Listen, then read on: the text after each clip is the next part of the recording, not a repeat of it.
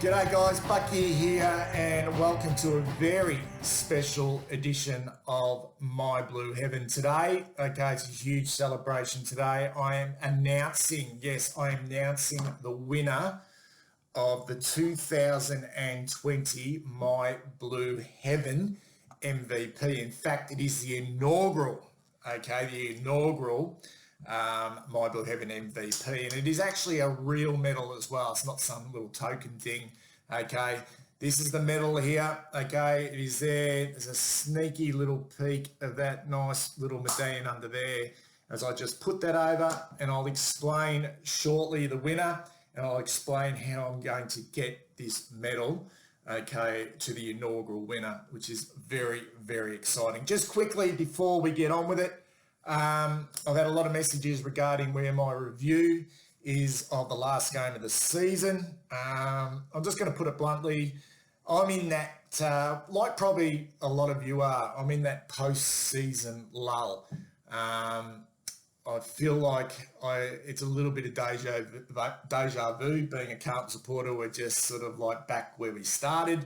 I'm sure we're not, okay, but I just need a little bit of time to park the bus and gather my thoughts. I think you probably got an indication of where my feelings are from my last review after the Adelaide game, and I didn't want to jump on and be overreactive of that last game.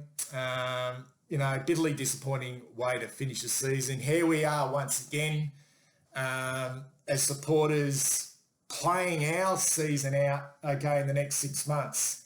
The trade period, then the draft, then pre-season training, and then the hype, okay? It seems to be a common thread with us that we don't get to savour, okay, the finals, okay, which, the likes of the Western Bulldogs and St Kilda and Port Adelaide and all those other teams, okay, where we should be, okay, they get to experience that, their supporters get to experience that, and that sense of excitement. You can only imagine how exciting they would be. That would be to be going into the first week of the final. So really, I've got very, very little interest in anything that happens over the next 3 or 4 months. I just want us to be a better football club on the field. So let's get on with this. Let's get on with the celebration. This is about presenting the inaugural winner of the My Blue Heaven MVP.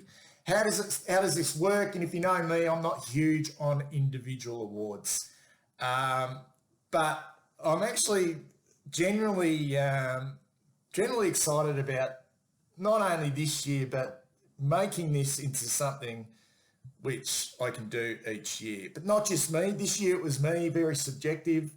I did the votes, okay, but next year I want to include some others as well. I'm going to think about how we can do that for next year. So how does it work? How did this work?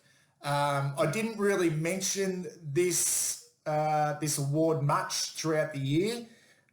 So just, if you're sitting back now going, where's this come from? I've actually been working on this, particularly on my Twitter account. So I'll put links down below for you in the description if you want to go back and have a look at the ratings from round 1 right the way through to round 16. And not only did I do a rating, but I also provided a lengthy comment every game on every player. So it was absolutely quite substantial. So it just didn't come out of the blue. I've been working on this for the whole season. I usually would do the ratings. So I rated each player out of 10 on their performance. I thought that was just a really simple and easy way to do it. And I usually would do this, I'd give it 2 to 3 days before I do the rating. And the reason I did that, one, I thought it was important that I took the emotion, okay, because often after a game, your emotions are a lot different than what they are 2 or 3 days later where you've had a little bit of time to think about it. Whether that's, getting caught up in the hysteria of a great win or what you think might be a great performance by a particular player, but also taking emotion out of a loss and going too hard on a player based on the loss. And also give me an opportunity as well to watch the game again, which I think was important. You pick up little things that you may have missed. So I'd usually do that 2 or 3 days. I'd put that on Twitter, the ratings out of 10 for each player, plus a lengthy comment as well. Very subjective. And really, it's not really scientific. I try not to look at the stats too much. The ratings were based on gut feel. The player's impact on a game, whether that was an impact in a win, but you can even have an impact in a loss as well. Sometimes players that score highly in a loss because I just thought, they're the one player that could walk off the ground with their head held high. Sometimes in a loss, those who step up in a loss, might score even higher than what they might score in a win. And also taking into consideration, blokes who played their role. Often these sort of individual awards can be dominated by midfielders. We know that through the Brownlow, but, key defenders or key forwards who don't generally have huge opportunities to accumulate the ball. You've got to look at the role they're playing rather than the amount of ball that they've won. And this process of rating players out of 10, you would think that, if you play more games, you're going to accumulate votes. But it just happened to be, I also had, I did 2 columns, obviously accumulated votes over how many games you played, but then I averaged it out as well. And I can tell you that the top 5 players in regards to the accumulation of votes also scored. They were the top 5 players in regards to averages as well, which was really pleasing. So let's get on with it. So that's the way it worked. And the progress of this, for me, you look at the blokes who got off to a really good start. You look right back, and because it's been such a long and arduous season, you often forget, right back to round 1 against the Tigers, and then that huge break we had. And our second game wasn't until Melbourne. And you forget the impact of players and who played well really early on in the season. And the blokes who were at the top of the leaderboard in that early part of the season, because I do a leaderboard after every second or third round, with likes Jack Martin, who was outstanding, in the first 5 or 6 weeks. Levi was huge, he had a really good game against the Tigers in round 1, playing in the ruck when Cruiser went down. Then he had that big game against Geelong. He had a really good start to the season. Sam Doherty was exceptional early on in the season, so much so that he was in, a lot of rolling All-Australian teams. And Cripper as well. I think Cripper's 2 of his first 3 games, the one against Richmond and then the one against Geelong, were arguably his 2 best games of the season. So they all started strongly. They were all sort of up in the leader sort of board area at the start of the season. Then you had blokes who started really slowly. And 2 in particular who started the season slowly. One was Will Setterfield, who started really slowly, really poor opening game against the Tigers, and then poor against Melbourne after the break. And Sam Walsh, who started really slowly as well. Not so much about winning the ball, but just his impact and kicking he just didn't play particularly well at the start of the year, Sam Walsh. And huge expectations going into his second season. And we thought it was the second year Blues in regards to Sam Walsh, and copped a fair bit as well, copped a lot of flack in regards to his early season form. But both those players just built into the season, and I reckon both of them, once they hit the hub, they even sort of came in their own even more. Particularly Sam. I mean, he finished the season strongly. Whereas Will Setterfield, he got to a nice level, a nice consistent level. He didn't explode. There wasn't anything absolutely outstanding or brilliant, but he had a nice little level there, and he just gradually made his way up the leaderboard. Then you had, I reckon, there was a group of players who were just super consistent for the whole season. They'd had the occasional quietish game, but 3 in particular. Ed Curnow, super consistent year, was always up in the top 5, and he was super consistent. He rarely played a poor game, Ed. Liam Jones, who had a couple of those games where they were Liam Jones games where he did some outstanding things, but he did some poor things. But on the whole, his season was super consistent. And I suppose a little bit a smoky in regards to this medal was Cade Simpson. He built, for someone his age and where he was at, he his second half of the season was as good as anyone's in terms of consistency. And then I think when you look at it, there was probably amongst all those players I've mentioned there was one constant throughout that whole period, from round 1 right the way through to round 16. And if there was a most consistent award, which clubs often have, or they used to have, it'd go to Jacob Wiedering, because in round 1 against Richmond, he scored a 9. He may have even scored a 10, but he played on Tom Lynch, and then he did a number on Tom McDonald, who had been a bit of a bogeyman for us when we played Melbourne. And then he had that game against Tomahawk in round 3, where I thought the two actually broke even, but he was he rarely played a poor game. So he was the one. Okay, he led from round 1 right up until round 16. So he was in front. So there was only 2 players in the end that could have won this award going into the last round of the season. I revealed all my votes up until the last round. And going into that final game against the Brisbane Lions, which was on the weekend, Sam Walsh was in second position on 110 votes. And we had Jacob Wiedering in first position on 112 points. Now, after round 14 against the GWS Giants, in that loss, Wiedering looked like he got out to a lead, which was going to be very hard to peg back because he scored a 10 in that game with his role on Jeremy Cameron. So we only had 3 games remaining, and it was going to be very hard for Sam Walsh, who was flying. He was flying home. And not only flying home, but he was having huge impacts in game. So he was doing things that he hadn't done last year, like kicking goals and taking marks and just the gut running.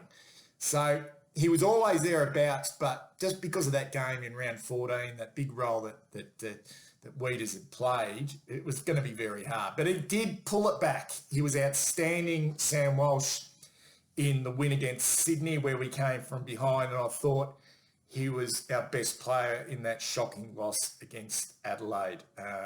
So he did pull it back to 2 points. Still, though, to make up 2 points to even level it was going to be very hard in the last game of the season. He'd need to have a 3-point better game than Wiedering to win it. So let's go with the top 10, guys. Let's go with the top 10 as I just get a little drum roll out. There's no drum rolls, but anyway, you know what I mean. Okay, in 10th position, Lockie Plowman played the 16 games on 92 points. In 8th position, former skipper Mark Murphy played 17 games. So played every game of the season. Murph finished on 94. In 7th position, and probably could have finished higher in the end, but he did miss the last game of the year, was Will Setterfield on 95 points, played the 16 games. In 6th position, on 98 points, and didn't finish the year off that well, was Patrick Cripps, with the 17 games, injured in the last game. And there was a period there where he had a couple of good games where we thought, hey, he could be a real challenger, but he did drift off with his injury. So he finished in 6th position, Cripper. So here's our top 5, and coincidentally, the top 5 had the best averages as well. In 5th position, okay, former Carlton player Kate Simpson in 5th position on 102, played every game of the season. Quite remarkable, 36-year-old playing every game of the season, and he's pulled the pin. Okay, was he pushed? Okay, let's not go there now. In 4th position, and he dropped a little bit, okay, but he was pressing up around about the 3rd, 2nd position at some stages throughout the year. Liam Jones, outstanding position on 103 points with 17 games. In 3rd position, Mr. Consistent Ed Curnow on 108 points and played the 17 games as well. That leaves Jacob Wiedering and Sam Walsh. Okay, so let's go to their ratings for the last game of the year. Okay, let's just repeat that. Wiedering held a 2-point lead going into the last game. Jacob Wiedering, for his role on Eric Hipwood, Okay, where he kept Eric Hipwood to just the one goal. And let's remember, Eric Hipwood had done a number on us, I think maybe 2 or 3 years ago, maybe 2 years ago, where he kicked 6 at the Gabba, maybe even on Liam Jones. And Wiedering kept him to the one goal and limited impact in the game. However, Wiedering, apart from that, again, he didn't do a lot offensively. And he had some, if you go back through the game, he didn't use the ball particularly well. But he had to score a 7. Okay, I didn't actually have him in our six best players on the ground, but he still scored a 7, which puts Jacob Wiedering up to 119 votes, guys. 119 votes from the 17 games. In the last game of the year, Sam Walsh, okay, absolutely outstanding game under difficult circumstances. Really our only four-quarter performer. Ran his absolute backside off. I could not give him anything else but a 10 for his performance in that final game of the year.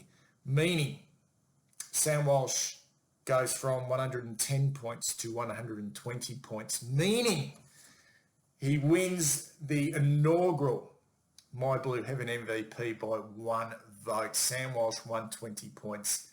Jacob Wiedering in second on 119 points. Quite remarkable finish to the year. The inaugural award, okay, went right down to the wire.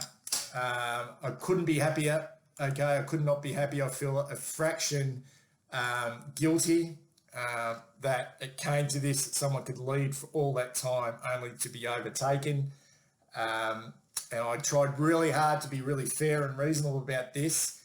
But I think it's for me, okay, you couldn't have a better person to win this award, this first award. I think Sam, for me, epitomises everything, everything that I want my football club to become.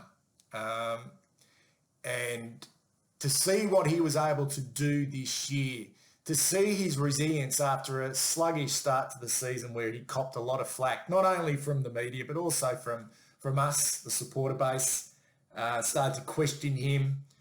And I don't know Sam Walsh. I don't know him as a person. We can only judge him on the way he plays his football. And we've heard him talk. But I think the external noise is like water off a duck's back to Sam Walsh. I think he just goes about his business. He's the complete package in regards to a footballer. He ticks absolutely every box possible. I don't think there's been any more scrutinised young player to play the game than Sam Walsh. And not only scrutinised, but unjustly scrutinised. And to see what he's been able to do, the accolades that he's got this year, being voted the best young player in the competition by the coaches, and now winning the My Blue Heaven MVP. It's just, it really is, I don't know, it's just testament to this young man. We're extremely lucky to have him.